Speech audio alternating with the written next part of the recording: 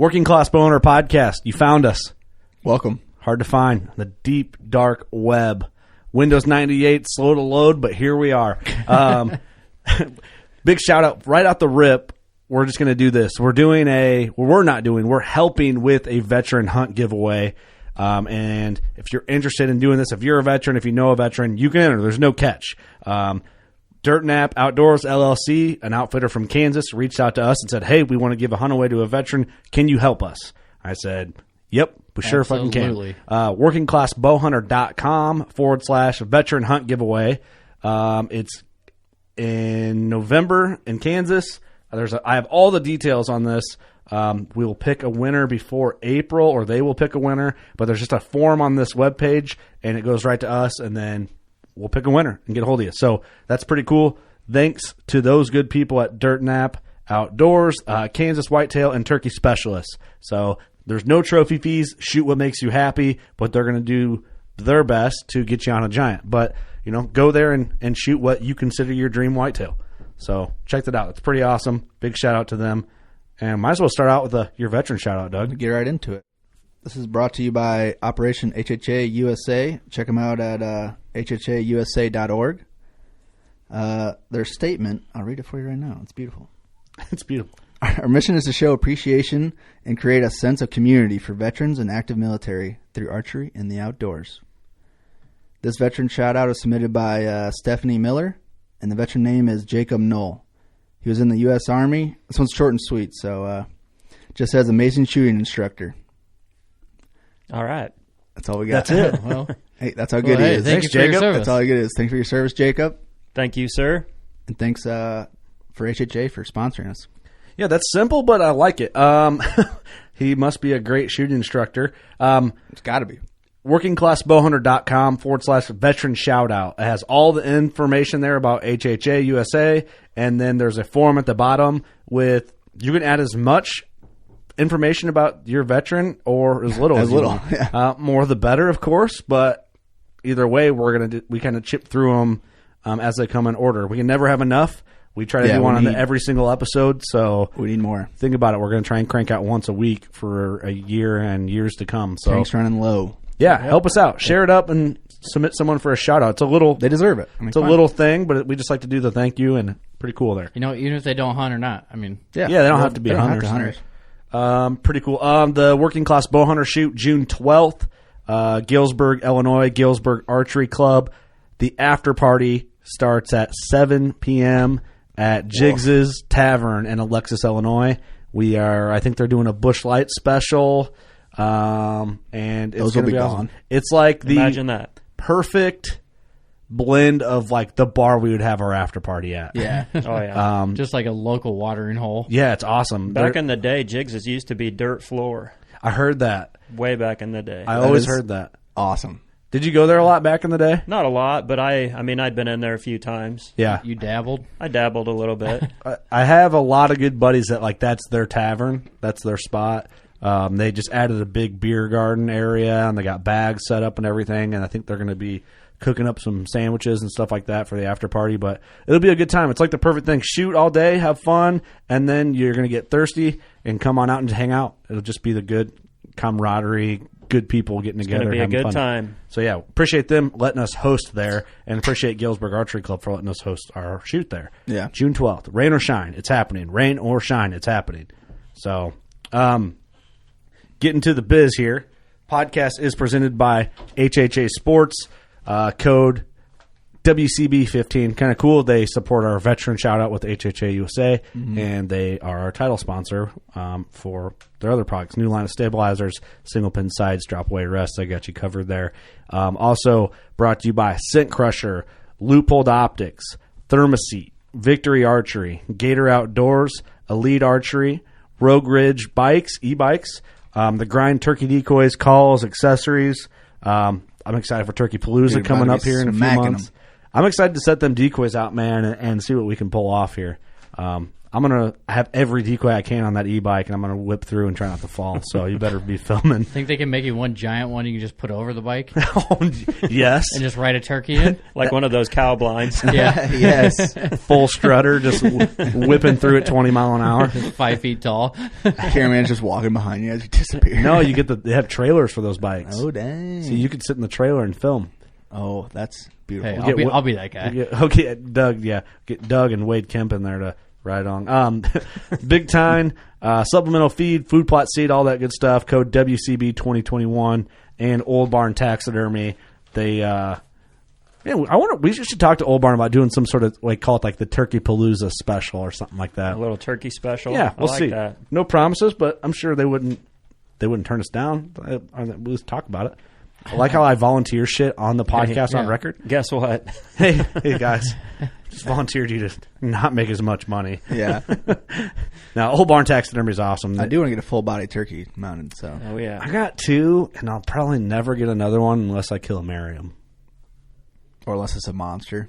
You need one of Yeah, each pose. world record. Everybody needs a full strutter, and then you got to have a flyer, and then you got to have like a half strut. I mean, you got to have 3 or 4 of them. So I have a full mount Rio.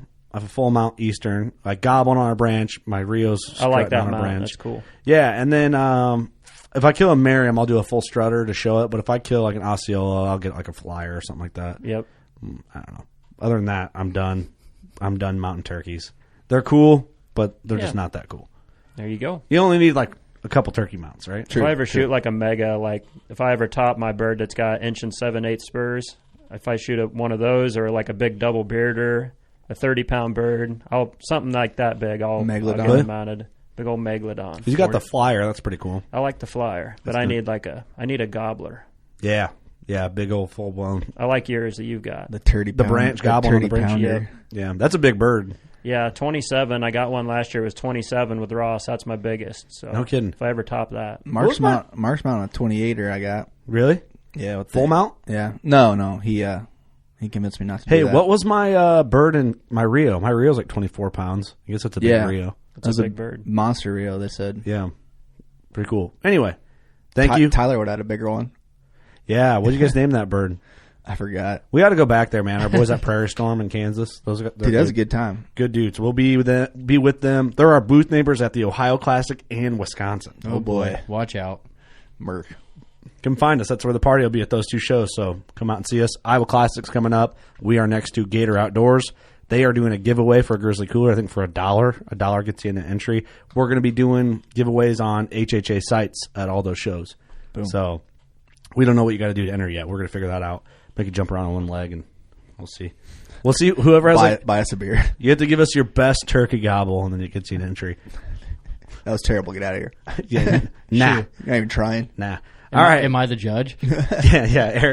Eric, the guy who hates turkeys, is judging people on their turkey calls. Holla, holla, holla, holla. Holla. All right, guys. Thank you for tuning in. Hope you enjoyed the podcast.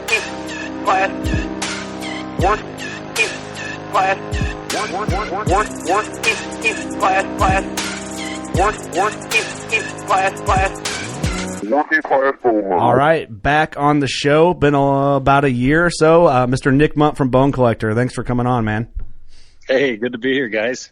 Well, it's you. We were just talking right before the podcast. You were on the first time. It's been almost 6 years since the first time you called into our show. Yeah, so he was probably under episode 10, right?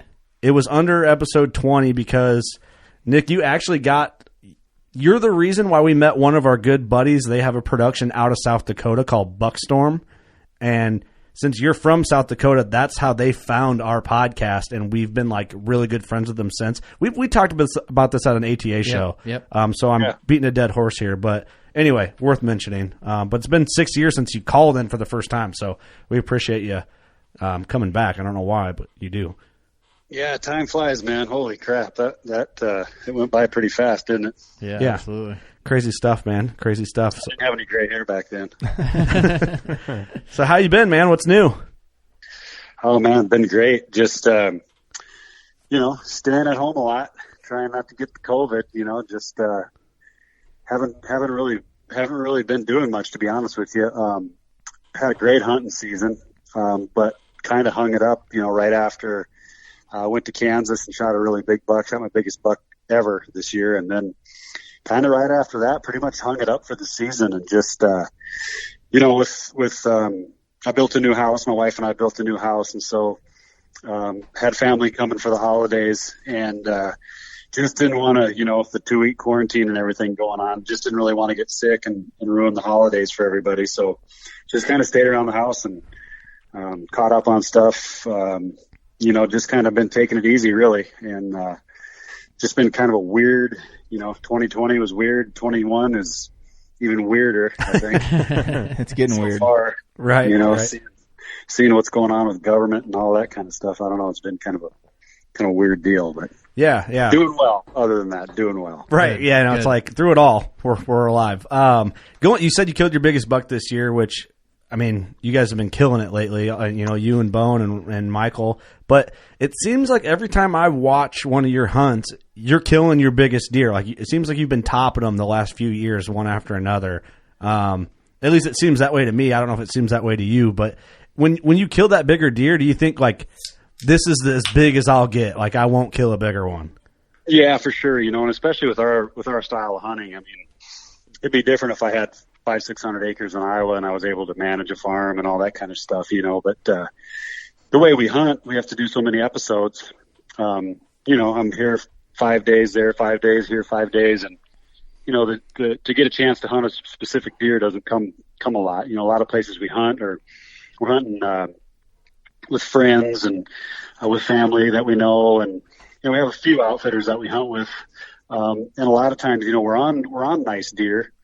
But, you know, obviously, you know, bow hunting whitetails is a hit and miss. And, you know, to be able to ever say that, yeah, I'm hunting this 200-inch buck and, you know, I don't really have a month to spend someplace. So, you know, when you kill one of those great big ones, it's a really a special thing because typically, you know, a good one comes by, a good mature buck comes by, I shoot because not only, you know, I like to shoot, but I like to load them in the back of the truck and I like to be successful. So, you know, if I was to hold out for 170 in every camp, I'd never kill anything. And I just like to shoot, you know, and I like to celebrate the hunt and be successful. Just like a lot of people, you know, there's a lot of people out there that are great hunters and do a lot of hunting hard, but they don't get the opportunity to kill some huge bucks. And so, I never really have lost that, you know, to me, if I kill a buck that's 140 or better, I'm just doing backflips because that's a great buck anywhere. And, you know, top 10% of people have only killed bucks bigger than that, really. So yeah. Do you ever wish that if you could cancel some other trips to kind of hone in, say I don't know, and I don't even know if you want to get into numbers, but how many whitetails do you think you guys kill in like a normal season? You know, don't consider COVID or anything like that. You know, it's hard to say, but I would say between the three of us, you know, probably a dozen bucks. Typically somewhere in there, I'd say, you know. Yeah, man. If they shoot a bunch of does too, you know, but right. My best season ever was in 2009, and I shot 32 deer with my bow. Jeez, that's stacking bodies up. Yeah, and I shot a bunch more with rifles, and I shot 2 elk that year and 2 antelope, and man, it was a crazy year. I just had it was just phenomenal. But that's the best year I ever had. So you know, say bone collector wasn't a thing, but you still could do this, like pick and choose your hunts and stuff. Would you maybe cancel some of them trips to maybe try and kill 2 170s a year or 3 170s a year instead of all those, or would you still Probably do it? Not. No? Okay. I like to stack them up. Yeah. I don't blame you. I'm kind of with him on that. I'm all about the experience. I just love going from place to place and camp to camp, and I love, you know, that's the cool thing about whitetail hunting. If you hunt in Iowa, it's completely different than Kansas. It's completely different than Missouri. It's completely different than South Dakota. It's completely different than Texas. You know, they're all different. And so, yeah. If I could go to a place, you know, if I go to each place and be successful, even if it's not a huge buck, I just love that. I mean, you know, there's just nothing better for me than just seeing that freaking lighted knock go through the lungs, man. And you know, big or small, buck or doe, whatever. I just love it. That's so refreshing to hear, you know. It is. I think I agree with you on that. Chandler, how do you? Because so Austin here is like our resident like giant killer, how would you go? Would you agree with Nick on that? It'd be tough to pass it up. If I had the opportunities to jump around 4 or 5 different places to hunt, that's great. And it really is a testament to the whitetail, how they've been able to adapt to all these different environments and different places. I mean, they're everywhere. So, no, if I had the opportunity to hunt 2 big giant deer here in Illinois, or to spread around every season and jump around and meet new people and hunt new places, it'd be pretty tough not to take that opportunity to hunt some different places. I think we're all. Don't get me wrong, I love to hunt a specific deer, but it's just, and hunting whitetails is a completely different deal. So, so if you're a mule deer hunter and you got cash, I mean, you can go and you can hunt with an outfitter or a private landowner, and you can basically buy the biggest buck that they've got. I mean, you can buy the governor's tag in Utah and go with the best guides out there and kill the biggest buck they've got if you got $150,000, $300,000. And same with the elk. If you got the money to spend to go buy, kill these huge bucks. But when you're a whitetail hunter, even if you got the money, I mean, unless you've got 30, 40 days to spend chasing a specific deer, I mean, they're tough to kill. And a lot of those big deer like that never do come out in the daylight. And so, it's a completely different deal. And for me, just, killing a mature buck period with a bow is a tough thing. And especially when you're hunting deer that have been pressured, or you're hunting in areas where it isn't trophy managed. We're lucky we get to hunt in some really great spots, but hell, these guys that live in Pennsylvania and South Carolina and, some of these places, Georgia, these guys aren't hunting big bucks, and they're super good hunters and super successful. They may not be killing the biggest deer in the world, but you put those guys in an area like Illinois or Iowa or Kansas where you got a good buck to doe ratio, a lot of mature bucks, those guys are going to do well, So yeah. It's all about the hunt for me. I just really love it. I love being in the stand, and I can sit all day in a tree stand from daylight till dark and never get restless. But if I go out on the ice, I'm trying to catch a fish, and they're not biting, man, I want to go home and watch TV. Yeah. So you kind of mentioned mule deer and stuff, and I know you're from South Dakota. Do you still live in South Dakota? I live in Minnesota now. That's where my wife's from. Oh, right. Minnesota. Nice. Yeah. So, do you consider yourself more into whitetails or more into mule deer? Well, people ask me that all the time, and it's just whatever I'm hunting at the time. I mean, I just love it all so much. I mean, right. There's just something about hunting mule deer that's just super cool, just the way they are, the way they live. Hunting mule deer in the rut is, they're typically in the open, and, they get a harem around them. They get 5 or 6, 10, 12 does, and they run around with that harem, and similar to elk, and whitetails are a little different. They pair off with a doe and trap her in the grass and don't let her go. And it's just a completely different deal. So it's hard to even compare. Yeah. But, people ask me that all the time, and it doesn't matter what it is. If it's turkey season, I love turkey hunting. If it's bear season, I love bear hunting. I love hunting. It's just, it kills me. Right. Well, that's good, though. I mean, you're in the right profession then, if that's the way it's working out. So you killed a giant mule deer. I mean, was it last year off the strip? No, was it the year prior? 2018, I believe. Okay, so maybe it was even 19. I think I can't remember for sure. I was thinking it was last year, but yeah. So anyway, I can tell you. Go ahead. What experience was that like hunting that area? So like the strip from a Midwestern, it wasn't the strip, correct? Or am I just completely off into the blue? Yes, it was. It was on the Arizona Strip. It was 2018. And that country it's just huge country. And it's tough country because you can't really glass it super well. It's not a place you can sit up on a knob and glass really good. It's pretty thick timber where I was hunting. So you just got to kind of move around and get lucky and see one and then put a stock on it. But I don't know what it is about the strip, but in years where they get some decent moisture, those deer just blow up. I mean, a 3-year-old buck there can score 250 pretty easy. That's insane. That's why it takes 20 years to get the point. Yeah. Or to get in. For me, there was the unit that I put in for, there was only 2 non-resident tags available for archery. And there was I believe it was either a 0.6 or a 0.06% chance that I was going to draw them. I got lucky, Yeah, that's awesome. So my buddy, the reason why I don't know a lot about the Strip, obviously, but growing up, one of my role models in hunting was building points to hunt the Strip in Arizona, and I think he drew it on 23 points, and he ended up. I remember he killed like a 213-inch mule deer, and he's one of those. He was like upset that it had broken off when he got up. I guess it had broken off like 20 inches or something. And I just remember being like, why would you ever be upset about that? And he's like, well, I've been putting in points forever to kill a super freak. Yeah. And I don't know the exact circumstance, but it's a giant, you know? Yeah. But that would be, I guess for the guys in the Midwest, that would be like the Pike County version of out West, right? Like that's the absolutely. pinnacle. Yep. Absolutely. The thing about the Strip is it doesn't get a lot of pressure. The genetics are phenomenal, and the feed that's there if they get the rain is unbelievable. So the buck that I killed was 226, and going into the hunt, I was calling Chad Woodruff from Mossback, Arizona, and he was saying, man, he said, it's just too bad you drew it this year because the horns are way down. It's been super dry. On average, I think our horns are 30 inches per deer down, and I was like, wow. Holy crap. He said, so, usually we have 20 bucks, 220 to 250 spotted. Wow. Jesus. This year, he said, we only have like 2 or 3 that are maybe going to hit 230. There's several 200 inches that we know of, but, we just don't have a bunch of 230 inch bucks to hunt. And I was like, well, shit, man, I don't need a 230. I'll be tickled to death with a 190 or 185, Right.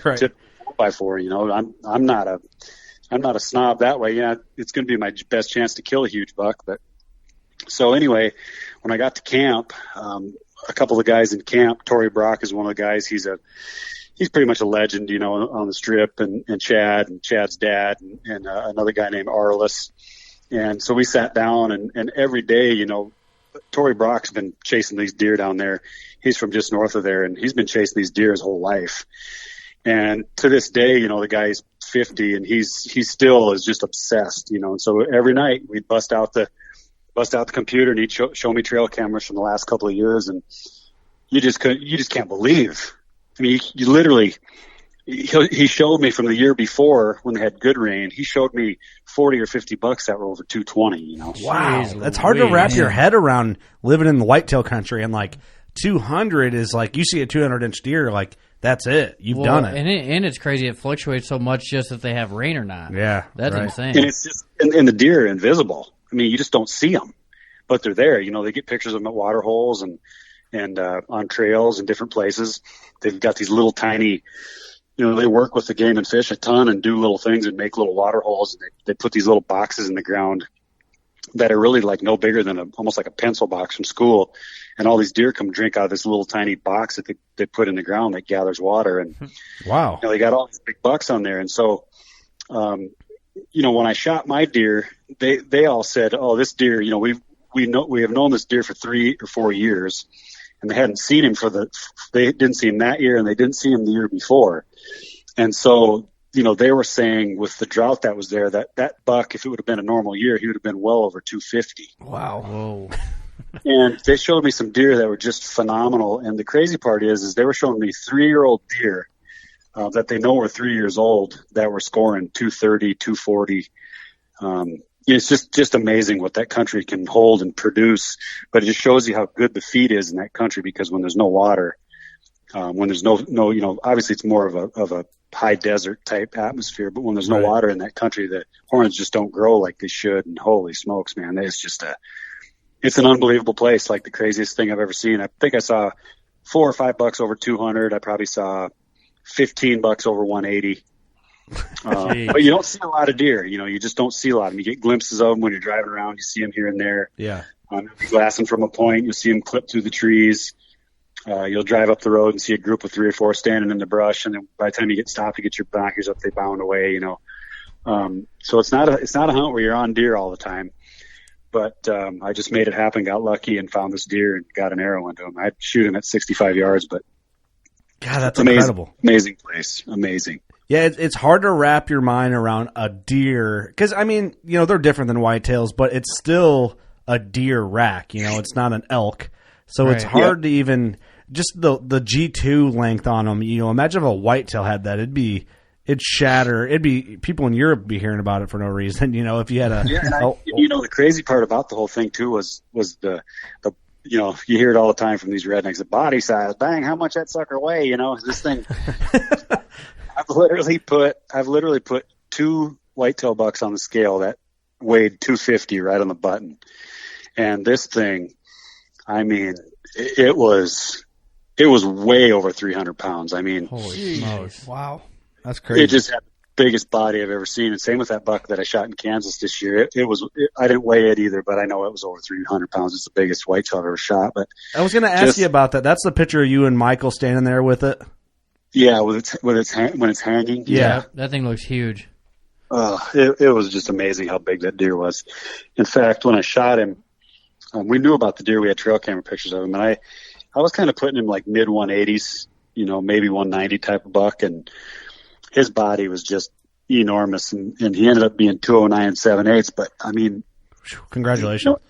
thanks, man. Until I got his horns off his body, you just really couldn't, put it into perspective how big they were, because he was just such a huge monster buck. Yep. That doesn't happen very often where the body outweighs the antlers. Right. You know? Yeah. Good problem to have right there. That's Great where problem. trail camera pictures can be tricky to try to judge something when you got a deer that's a lot bigger than another deer, and vice versa. You got a little deer that doesn't look that big, and then you get up on him, you're like, oh, damn. Yeah. Yeah, and when he's standing there next to other deer, he just dwarfs them, and you're thinking, is he closer to the camera? Or, Right. And he just a monster. So that was pretty special. I feel like when whitetails get into that area where they're in that 180, 185 to 200 range, I feel like they're really hard to judge from trail cam. Like I feel like I have some deer that I'm guessing 180s throughout my whole hunting experience, maybe 2 or 3, and I'm guessing them in there, but they could be, you kill them, they could be bigger deer. Right. Because that's such a weird area, and you're not used to seeing them be that caliber as often as like a 130, 140. I just feel that people misjudge them, and maybe they're overjudging them. Bodies But are bigger, almost always. yeah, exactly. I mean, a good problem to have. Think a deer's 180, get up. Like our buddy Ross Bigger shot a 202 this year, and what were you guys guessing at first? Well, he had one blurry picture, so we really, never even put a score on him. But if you look at the picture, he looks like a 60s deer from the side. Yeah, But then you yeah. see him in person, you're like, yeah, that thing's huge. A Mondo. A ham hawker? That's a real ham hawker. So, Nick, let's talk about. I've had 3 that grew on me in my life. The Kansas deer, the mule deer, and then I shot a deer in eastern Colorado that I thought was just kind of in the 160s when I shot him. He ended up being 175 10-pointer. And all 3 of those deer, when I got up to them, they grew and they had humongous bodies. So, yeah, it's pretty special when that happens. Yeah, Absolutely. it don't happen often. It's a great feeling. Hey, let's talk about your the booking service. Oh yeah. So I'm getting ready to launch a new booking service. It's called Adventure Agency. It's NW Mundt and Associates Adventure Agency, and I'm working with several other real good booking agents. And so we can put our heads together and we can put people on pretty much anything on the planet. So whether you want to hunt deer, elk, or bears, or moose, or if you want to go to Asia and hunt some of the sheep and ibex, if you want to hunt bighorn sheep, stone sheep, dull sheep, mountain goat, grizzly bears, we've got it all, turkeys. And so I'm going to have I'll be launching my new website pretty soon. And then we also have a application service. So if you're somebody that wants to start putting in for some of these limited draw tags in the West, whether it be for elk, moose, sheep, mountain goats, the good mule deer and elk areas, stuff like that, we'll put you in. And our service is, we have 3 different tiers. We have basically a $50, which that gets you basically one application for a state. And then we have a $150 service, which gets you unlimited applications in unlimited states, plus a bunch of other perks. You get deals on hunts, discounts on gear. We'll be selling optics, boots, backpacks, all kinds of gear on the site. So you can come to our site, you can buy gear off the site and get it shipped direct from the manufacturer. So it's going to be a pretty exciting a pretty exciting thing. We've got just all the coolest hunts you can go on. So if a guy's dreaming of going on a hunt, we also have the ability to take credit cards, e-checks, and now for the first time ever, we're going to be rolling out a finance program. So no kidding. If you're say you're a geek that runs a podcast and you only make $12,000 a year, you can take out a loan and hey. All right, well, $12,000. What kind of package does that get me? Going for broke here.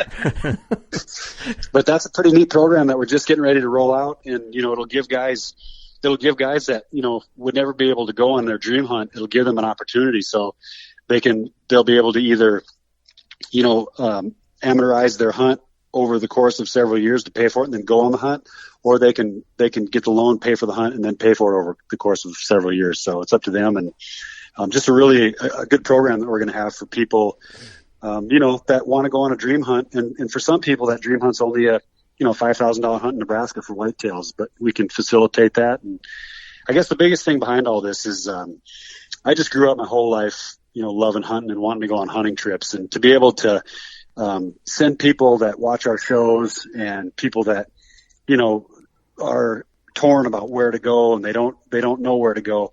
We have relationships with all these outfitters. They're all vetted. And so people can call us and we can pair them with an outfitter, get them on a hunt that's very high success, a safe bet to go on. And obviously, if you're, a guy that's been hunting a lot, that things happen. So we've taken the guesswork out of the outfitters. They have good ground. They take care of their clients well. You eat well, nice lodges with good, nice, clean beds. Everything that goes into taking care of the client. Now, obviously, if a snowstorm comes in and the deer aren't moving for 5 days, we can't control that, but we're going to put you in a situation, where you will have a good hunt. And, it's just something I've wanted to do for a long time. And for a long time, I've just had a lot of people calling and asking where to go. And so I just figured I would, start the service and try to monetize it a little bit. And it's just a really good deal for people. So, we'll kick it off and launch it pretty soon here. That's awesome, man. I like that because I've been trying to learn a lot of the preference point systems and all that through the different states, and I've missed plenty of application periods thinking it was at a different time of the year and I'm busy doing something, then miss Colorado for preference points or whatever it is. So you guys going through the service, if I pay, is it $150 a year or what? Yeah, it's $150 a year. We have 3 different tiers. But the middle of the road one, the one most people like, is $150 a year. And then, like I said, you can put in for unlimited states, unlimited species. Obviously, we don't front the money for the application fees. You put a card on file, you sign a power of attorney form, and then we take care of it for you. And then each year, we have our advisor. One of our advisors go through the list first to see see what you want to put in for. Now, like myself, I put in for sheep, goats, moose. I put in for everything. And so we take you through and we decide, what you want to start putting in for. And then each year, we'll send you an email with a renewal. And basically all you do is, sign your renewal, e-sign it, send it back to us, and then we do it again. And it's $150 a year, and it's just a really fun program, but a lot of perks come with it. And like I said before, it gives you discounts on some hunts, and then it also gives you discounts on a lot of the gear we sell. I like that, man. So badass. I think I'm in on that because I have this whole document thing that I wrote up. I call it my Western Hunt document. And then every time I do a points application and get my preference points or whatever, I drag the screenshots of the receipts into that, and then I tally my points. And I try and set reminders on my phone to reapply. And it's just like I said, with doing all that and work and running the podcast and all the other shit with kids and all the other shit got going on. I've been wanting to do something like this, but haven't done it yet. Well, some of them states is like a goddamn. You can't find where to get your point in. It's a chessboard, you don't even know what the next move you need to do to get that point. You could screw it up. They make it hard to give money to them. Yeah, right. It's like they don't want your money. Take all the guesswork out of that, and then with that, when you sign up, you get your own dashboard. So all you have to do is come to the site. You log in. You got your own dashboard. It can, you can set reminders. You can see what applications you've put in for, what units you put in for, how much money you've spent, what products you've bought.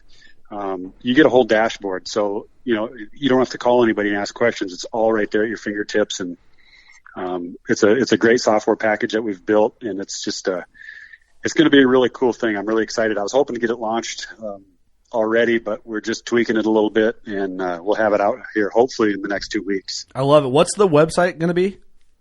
It's going to be called, it's NW Mundt and Associates Adventure Agency. I'll be calling it Adventure Agency. My website is themuntagency.com. Okay. And so you'll be able to get to it also from nickmundt.com.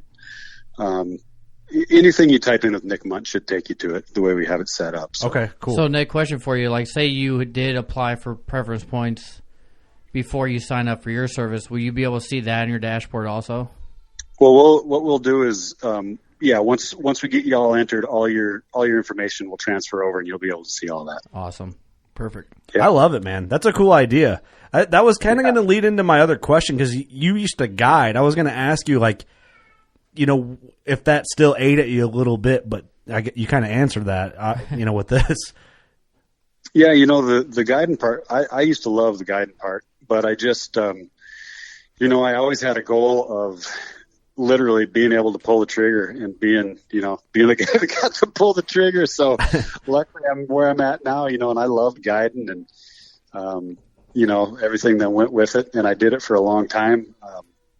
But now this is kind of a new chapter, getting to pair people with good guides and really, really help people realize their dreams as hunters and help them, seal the deal. So that's awesome. Very cool. Great idea. Cool. I love it, man. Well, I'll be looking into it. We'll make a post for you too. Like if listeners hear about it through us, and then we'll post once it's live. You just let us know, and then that way people can go and check it out and whatever. Yeah, that'd be great. And if any of you guys are interested to start putting in for some of that stuff, let us know. We'll get you signed up. And I'll be your first customer. Yeah, I'll test it out. I think I'm all in because I'm tired of the convenience fee of $150 is worth it to me. Yeah, to not have to for sure. keep everything on the calendar and worry about it. Yeah. Yeah, it is. It's a good deal. And like I said too, if you want to go through and buy gear, and if you go through and see a hunt you like, there's pretty good discounts for members, on hunts too. So yeah, that's awesome. I'm in, dude. I love it. I think everyone in this room is in. Oh yeah, very cool. I like Chandler. You already do some of that a little bit with an agency, so yep. I've been using an agency for the last couple of years, and it's easy enough. But I'm interested in this one. I'm going to check this out for sure. Yep, sure. I like it. So, Nick, I'm going to just throw some random questions at you here if you don't mind. Quick about the guiding thing. What was your favorite? You kind of answered, but maybe there's something something deeper that we don't dive know a little deeper into What's your favorite? What was your favorite thing about guiding and your least favorite thing about guiding? Well, my least favorite thing about guiding was just the pressure. I just carried a lot of pressure because everybody that came, where I was guiding, we were taking the working man. So most of the guys that I was hunting with, I'd say 75% of our clients were blue collar type guys that saved their money for a few years to come on the hunt. So, we didn't have really high priced hunts. I'd say we were like middle of the road type prices across the board. And I just really wanted people to be successful. So I carried a lot of stress and a lot of pressure. That was probably the worst thing about it for me. It's just part of it. I mean, there's times you're going to be unsuccessful. You can hunt your ass off and you're going to be unsuccessful at times. And it was just always kind of a drag to see a guy, that saved his money for a while and came on the hunt, and then he knew he was going to have to go home and tell his wife he didn't get one. And he just spent $4,000 on a hunt, Right. So yeah. That was kind of the burden for me. And once I got out of guiding, that was the part that I didn't miss. Now, the part that I did miss was the scouting, being out there hunting, being successful, making a guy super happy, getting his picture with his buck, just all the pieces and parts that come with being successful in the field. And, for a lot of people, the icing on the cake is the kill, but that's why I'm out there. People can say, oh, it's just the time spent afield and blah, blah, blah.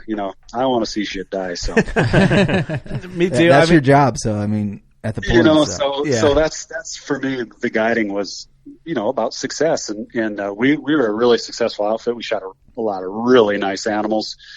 And so I miss that part of it. I just miss, each week. And I'm lucky now that I do get to hunt quite a bit, but now that I'm, hunting for camera and stuff, and now that I have a family, I don't get to hunt every single week. So I got to take weeks off in between to be with the kids and stuff. But, just that daily grind, it was pretty fun. How long did you guide for? Well, let's see. So I guided for about 5 years full time, all through the fall and all through the spring. And then when I went to work for Realtree, in I think 1998 or 9, I basically filmed through the fall. And then in the spring, I went back and I guided turkeys. And I guided turkeys for 15 seasons at 7J. Damn. So, yep. And then I was a cameraman, for 9 years with Realtree before we started Bone Collector. That's cool, man. It's cool how it all builds into that. It's a great resume. You mentioned you were building a new house. And the first thing that kind of crossed all of our minds when we were talking about shit we were going to ask you is, did you build a specific spot or a certain room a certain way to house your taxidermy? Oh, yeah. Oh, yeah.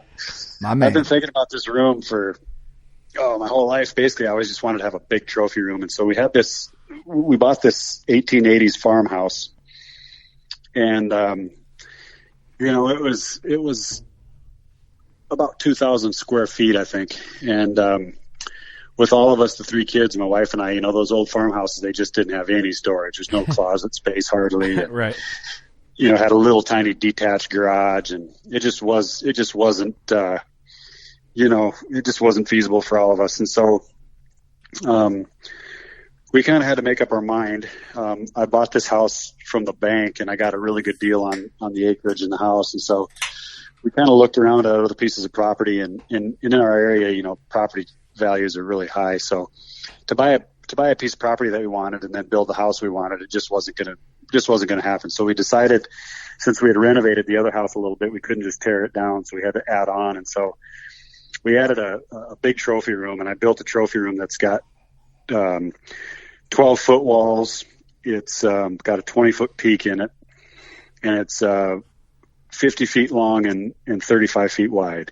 Hell yeah. And so it's got a huge fireplace at the one end, and it's just basically just on the like, if you're looking towards the fireplace on the left side of the room, there's just 3 kind of rectangular windows that are kind of up high just to give a little light to the room. But I didn't want to put a lot of windows because they take up spaces for heads, Yeah. And so it was kind of going to be like that all the way around. And we were just going to have kind of a door on one side going out to a porch. But then my wife said, we need to have a double door on this side with some big windows. So we did that, and it opened up the room a little bit and made it more light. But I got a lot of room to hang heads. And right now I think I probably got close to 60 heads. I've got some full body mount sheep and some bears, some brown bears, and a couple turkeys and a bunch of elk and moose and deer and antelope. So that would take me 3 years just to figure out where to hang them on the wall. Oh yeah. That's the toughest part, is just putting a scheme up there that looks good, So right now I've just kind of got all my deer on one wall all the way across the top. And then we got a moose on the fireplace and another moose off to the side. That's the toughest part. My wife is, she's kind of an interior decorator, and that's what she's kind of known for. She's really good at it. And so, we're always just sitting there looking on what the final thing's going to be. We've been moving stuff around, trying to figure it all out. But it's kind of hard to get that much stuff. I bet. That's cool. I love it. I always get looking at it all. I always get excited because I like that question a lot because I love taxidermy. Like any hunt I go on, if I can get an excuse to get something mounted, I'm all in. Oh yeah. And Me too. I've seen past interviews. Like, remember the old Whitetail cribs that Hoyt did with Hoyt in the House with Waddell years ago? Yes. They used to sit on them DVDs with your new bow. Yep. I not that I was disappointed, but I was like, man, I figured Waddell would be like drowning in taxidermy, but he's not. He's just not into it like I am. I mean, he's just not into it. He's got his biggest buck that he ever shot. I don't think he's even got it mounted yet. I think the horns are just sitting in our office. Oh, that kills me. He's got a lot of stuff mounted. Don't get me wrong, but he's probably got 6 elk in the shop there at the house that are 350 or 375 that he doesn't need to just cut the skull off of them. They're just hanging in the barn. Yeah. So he likes it, but he's not into it like I am. I mean, it's kind of, some guys buy cars and motorcycles and stuff. I like taxidermy. So when I'm dead, my wife's going to have a bunch of dead animals. So. I was going to say the biggest question, did the wife approve of all this? Oh yeah. No, she's been real supportive. Sometimes she looks at all the stuff I've got and she's like, are you ever going to quit? And it's like, no. Am I dead yet? You always need more. You always need more. It was funny too, because several years ago, I think this might have been in 2009. I told myself, all right, I'm starting to get a lot of heads. And so now I said, I'm going to make a limit. I'm not going to mount anything unless it's 150. And no kidding, that year I shot 7 bucks over 150. That's awesome. That's a sign right there. Don't ever stop.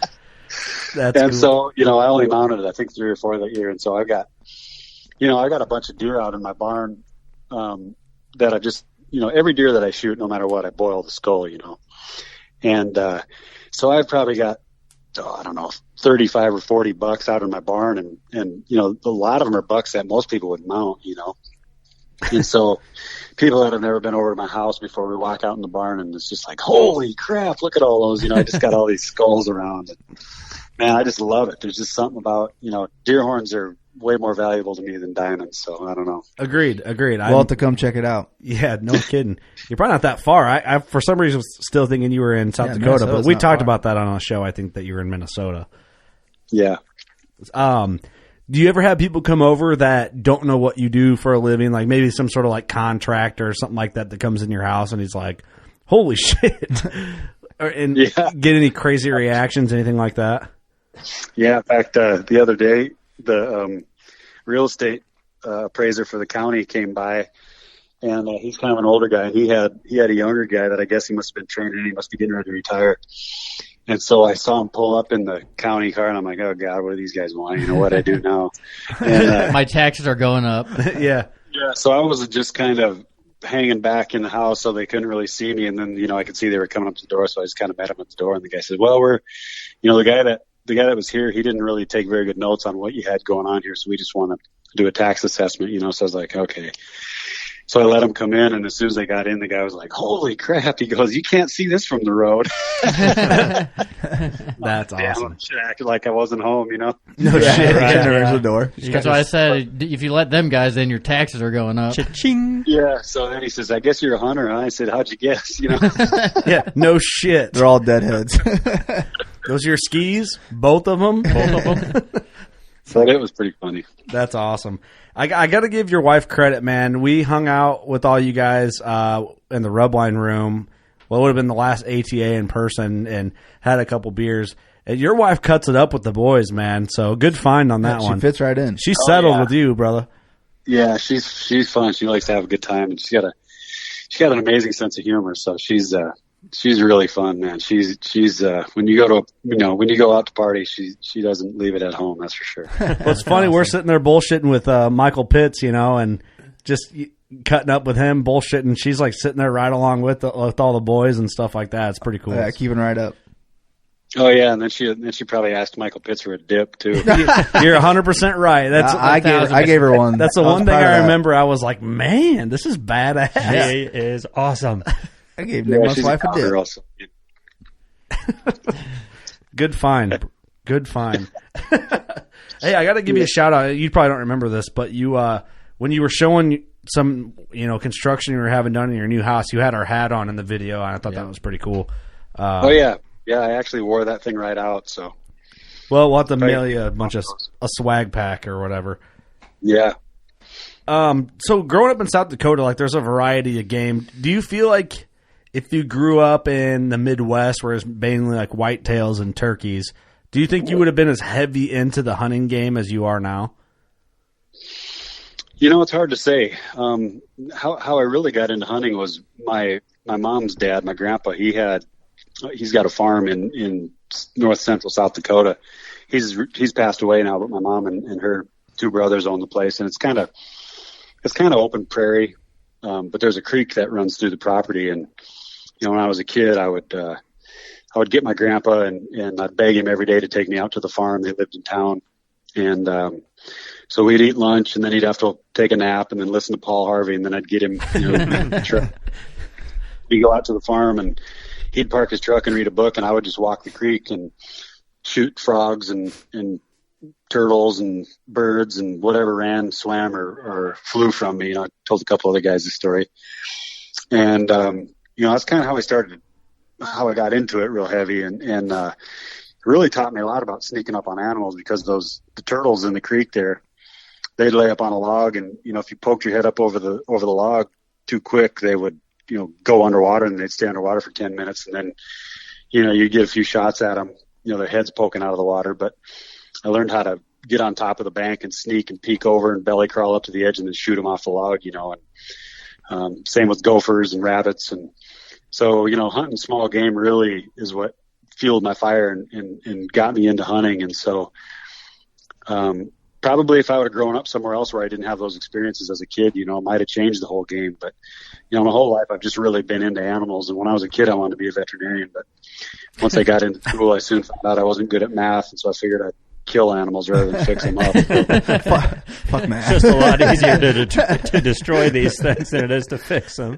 Then add up, some subtract. Somebody puts an M80 up a bullfrog's butt, blows them to pieces, you win twice, brother. Yeah. So, that's kind of where my passion for hunting came from. Kind of got passed down from my grandpa. And when I was a real little kid, I went on a few deer hunts where they drove cornfields and walked these creek bottoms, and deer were running everywhere and guys were shooting them. And I just really have loved it since I was a little kid. So that's kind of where it all came from. So I don't know, man. If I'd have grown up somewhere else, it might not be this way. Yeah. If I'd have grown up in California, I might have been into surfing a little more or something. Who knows? Yeah, surfing and being a Democrat or whatever they do out there. I don't know. That's neither here nor there, I guess. What's your favorite hunt of all time? Wow. That's a tough one. But I probably will say that probably my favorite of all time was I had an opportunity to go hunt brown bears in Russia a couple times. I went the first year with a good friend of mine, Corey Knowlton. He basically hired me to go over there and film his dad and a couple other hunters, and then kind of help them judge bears too. And so he told me, you can I'll either pay you for your services or I'll buy you a bear to shoot. And I said, well, shit, I'll take a bear because I can always make money, Yeah. Right. So I went over there the first year and filmed his dad shoot a couple bears, and I shot a big bear. I shot a 10-footer. And then the next year he said, hey, if you want to, we'll send you back over there. We got another group going and you can film some of the guys. And if you want to, same thing, you can either have a bear or we'll pay you. And I said, well, I'll take another bear. And so I said, are there any spots left? I'd like to offer my dad to go along. And so I was able to bring my dad. And so, we went and hunted. I think it was an 8-day hunt, and we ended up hunting the whole time. And I ended up killing one for my dad on about the last day. And then, I ended up killing a bear. Actually, on the way back from killing my dad's bear, we saw this bear, but it was getting too dark. So we came back in the morning, and the bear was going over the mountaintop. We couldn't get to him. Long story short, I ended up killing that bear the next day. We were supposed to fly out at noon on the helicopter, but it was socked into the fog, so we couldn't get out until later that night. And I was able to go out, and we actually found that bear again, and I killed him 17 miles from where I'd seen him the day before. Wow, shit. And so just being able to go with my dad, and we'd always just dreamed of killing brown bears. Just being able to go over there with him and, getting his bear on video and killing big bears and just having a great trip. I mean, it was, 3/4 of the way around the world. It was just an amazing time. And so that's probably my greatest memory, just because my dad was there and it's something we'd wanted to do. And so we both have our bears full body mounted, and, Russia, man, that's scary. My dad's in his late 70s now. And so, I'm hoping he's around another 10, 12 years. But when my dad's gone, it'll be, I'll hopefully have that bear in my trophy room alongside mine. It'll be a great memory. Yeah, for sure. Absolutely. Very cool. I could see why that would be your epic favorite hunt. Gave me That's chills awesome. there for a second. That's cool, man. I love how you took the bear hunt over the money because, I mean, like you can always make more. That's about the experience. Mm-hmm. Yeah. And it's something I always wanted to kill. Like, it's just been like on the top of my list since I was a little kid. When I was a little kid, a friend of my dad's, a guy from Pierre, South Dakota, his name's Arnie Gutenkopf. He went to Kodiak Island and killed this big old bear. And so, originally just seeing the pictures of that bear were just amazing. And then, then watching Chuck Adams shoot the world record with his bow and, seeing that bear in the pictures and the big old smile on Chuck's face and just getting to see the sheer size of that thing. It's something I always wanted to kill. And, it's probably number one on my bucket list to shoot with my bow is a brown bear in Alaska with my bow. So hopefully someday I'll get to do that. But yeah, it's just a trip of a lifetime for sure. Two trips of a lifetime, to be honest with you. Hey, I know a good service coming out you can sign up for. They can set that up for We you. can hook you up. We'll get you a discount code or something. Yeah. Was going to Russia like the trip through Russia to get to where you hunted? Was anything about it sketchy? And nothing against Russia, but first thing I think of, you're in rural Russia, things are probably sketchy.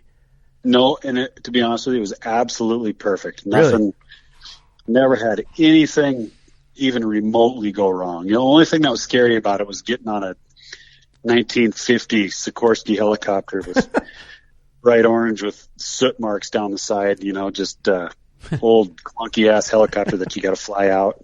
Yeah. Other than that, everything was great, That's awesome. That's cool, man. That's cool. I'm just firing through like these random questions. There's just stuff that I just want to hear your take on.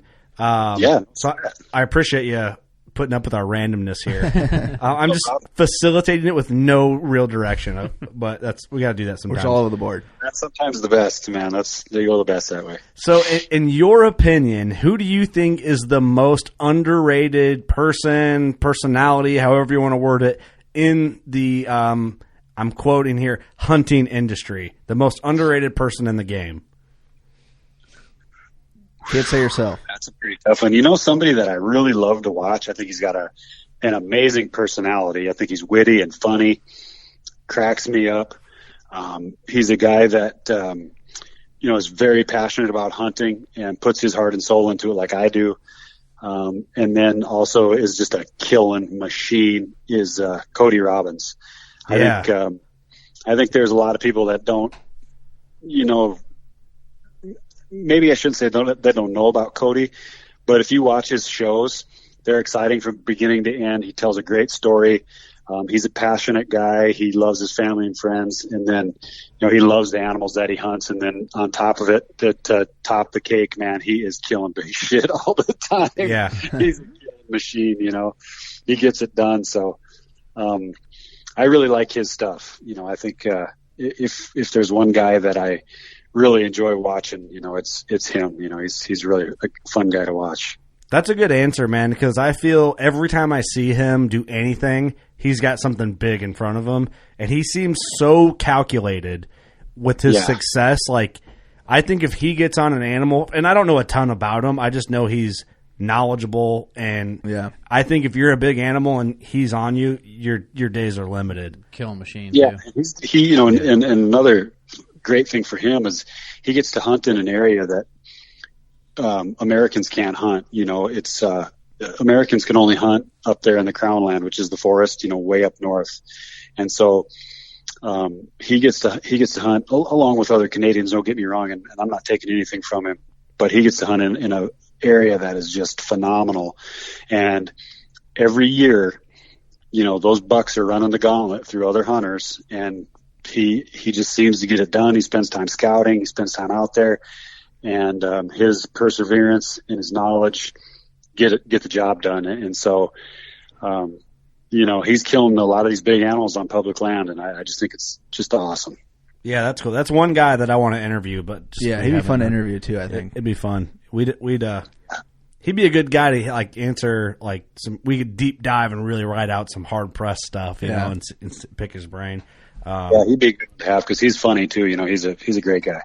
So going off of that a little bit, and we've been asking this the last few episodes because I think it's fun and everybody's got like this top 3 in their brain, at least like our crew does, because we're whitetail guys growing up in Illinois and Iowa, and we have our top 3 whitetail killers in our head, roughly. They might change from season to season, but in your head, like the top 3 whitetail killers that you maybe look up to or guys that stick out to you, who would they be? Well, obviously, Don Kiske is, one of the first guys that comes to mind. Yeah. There's 4 or 5 guys that really stand out to me. Kiske, obviously, Likoski's good at it. Mark Drury, is a tremendous big buck killer. Cody Robbins. And then I'm just trying to think of a couple others. You're pretty in line with what we've said. I mean, it's hard to deny those guys are on point. Yeah, those guys are all great deer hunters, and I'm just trying to think of some other ones. Some of those guys in Ohio that are killing a lot of big deer have killed a lot of big deer. I just don't know if they don't really hunt other places though. Yeah. But you take a guy like Lee. And Don doesn't hunt a lot of other places either because he's got the farm he's got to run, and he can kill 3 bucks there at home in Illinois. Yeah. I mean in Iowa. I've texted with Candy, and we have a mutual friend, and was like, "Hey, you need to get her on the pot." And she seems hilarious. Like she seems like she's just cuts up just like the boys and everything. So that's fun. That's one that needs to happen. We've talked about recording and stuff like that. I just need to lock it down. Who else is a good deer killer no matter where he goes is Jay Gregory. Yeah. Jay Gregory is a guy that has killed a lot of big bucks over the years. Whether he's hunting in Wyoming or Illinois or Iowa or Kansas or wherever, he knows how to hunt them and gets it done. And I think that's what makes the kind of that top echelon of deer hunters good. No matter where they go, they can figure out the deer if there's mature good deer there to kill. And then on top of that is the ability to execute. And so if you're somebody who doesn't have the opportunity to shoot a lot of deer and shoot at a lot of big deer, sometimes big deer can rattle you and you kind of lose your shit, so to speak. But there's a certain number of people that have ice in their veins, and you get the job done. It's kind of like Tom Brady. When it gets down to the last couple seconds of the game, he's got a guy that's one step ahead, and he throws the ball in there. And whether you like the guy or not, he's a stud and he gets it done. There's hunters that are like that, and not everybody knows how to execute and seal the deal. So that top 10% of the guys that can execute are the ones that are bringing home the big ones, I think. Apparently, Jay's a hell of a golfer too. Yeah, oh yeah. That guy's killing it. I've known Jay for years too, and he's always somebody that I've looked up to as a hunter. He's a killing machine. Yeah, that's cool. It's that whole list that you just rattled off is like the last few episodes we've kind of talked about it. And what's cool is like we've got to know Mark Drury pretty well through the podcast and mutual friends, and I consider Mark like he's one of the coolest guys in the industry in our opinion. Like if we're doing a podcast, like for instance, we just did a podcast with our boys from Chase Nation out of Wisconsin. We were brought the same question up, and Mark Drury was all of our number ones. Yep. And I'm like, well, I'll text Mark and see if he wants to jump on. Mark jumped on the podcast and closed out the show with us. He's just like, hell yeah, I'll jump on. What's up, boys? Just hopped right on. It's like, he's one of the boys, great guy. It's like, how crazy is that? Mark Drury just jumps on. We're talking about, he's all our number one whitetail killers, and he fucks around with our podcast. So it's pretty cool.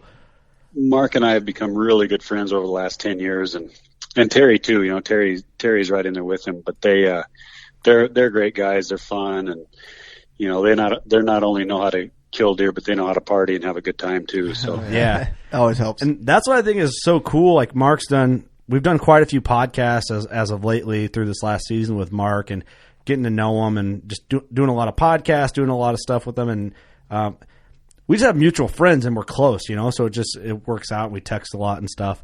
But I really do think he's one of the coolest guys, most down to earth, and him coming on our show and kind of kicking back where he might not be able to do that on another platform, I think has really kind of gained a new angle of like how people look at him in the podcast, this new podcast world in the last 5 years. Right. They're kind of like, dude, he's cool as hell. Like he's cool on a show, but he's more relaxed on working class and stuff like that. So it's pretty cool. Yeah, he's a great guy. Love him. Both him and Terry are great. Yeah, we just don't know Terry as well, you know, but I know they're both awesome. All the juries are top-notch people and a good family. Yeah. One thing I want to talk about quick because, and then this will be our last deal, Chandler here in studio and our buddy Ross Bigger are going to Alaska on a moose hunt this fall, and you've killed a lot of moose, and is moose something that... and I don't really know what I'm asking. I just kind of just want you to talk about just moose talk hunting. about it. Yeah, just moose hunting. What were your thoughts? Any tips or advice or anything? My ears are wide open. Make sure you bring a knife sharpener. Okay.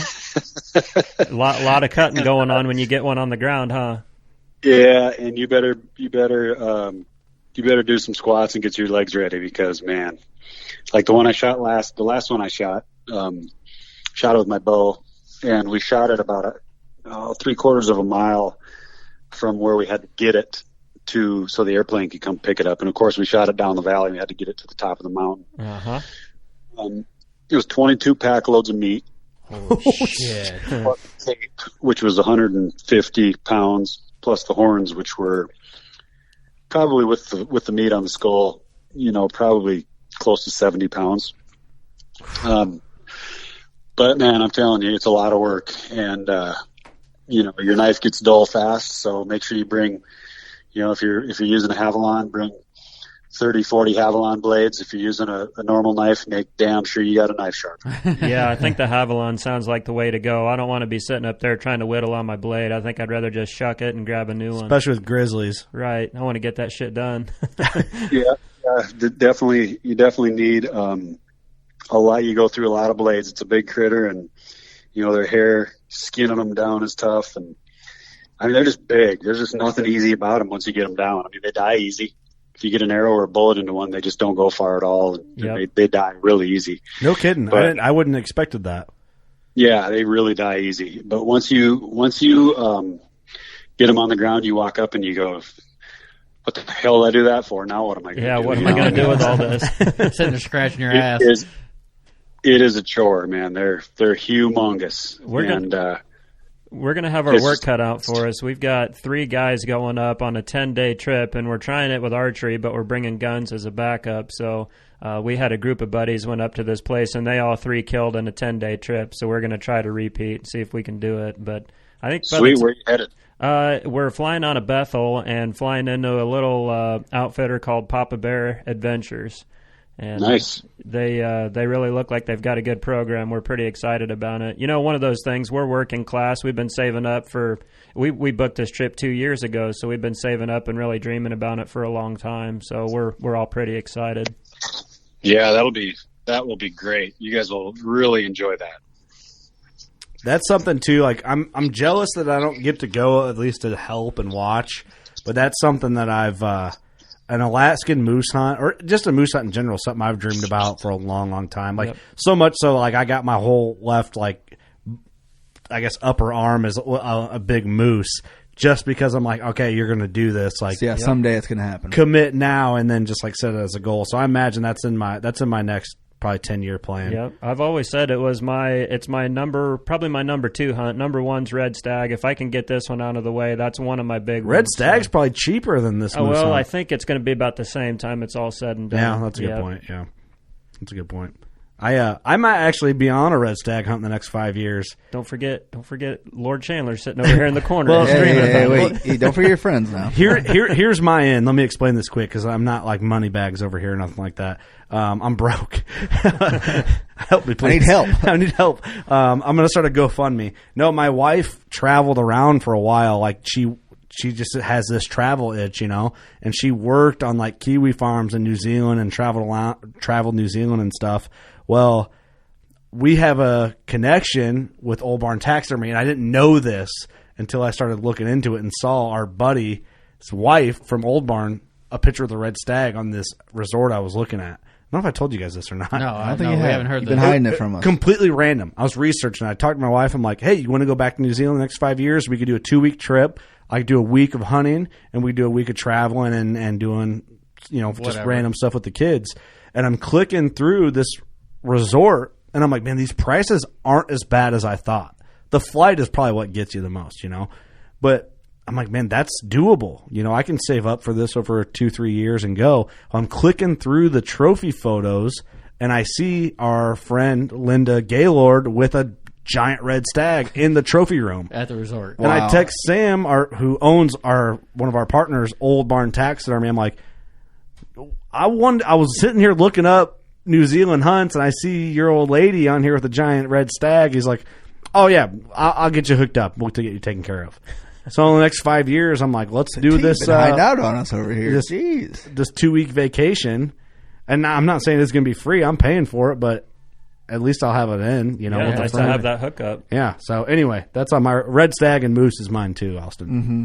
So anyway, I had to tell that quick story. Sorry, Nick. Nick, it sounds like you've been everywhere and done everything. Is there anything left to check off on the bucket list for you? Did we lose him? Uh-oh. He's still there. All right. Can you hear me? Yeah, There there he you are. is. There he is. Okay, sorry. Must have hit the mute button. My bad. Oh, it's all right. I was going to say, there's a lot of stuff that I want to get yet. I mean, I've got 2 sheep yet to fill my, to get my slam, and I want to get a mountain goat. I'd like to get the full, 29 North American species, and I'm probably, I don't know. I've probably got 12 or 14, something like that. I don't even know exactly how many I've got, but some of that kind of stuff. Obviously, I've never killed a red stag either, but I want to go do that. I think I just love horns, so They're just so to big. kill one of the giant stags would be so awesome, So yeah, I got a bunch of stuff yet that I want to get. Very cool, man. Well, hey, dude, I appreciate you doing this again.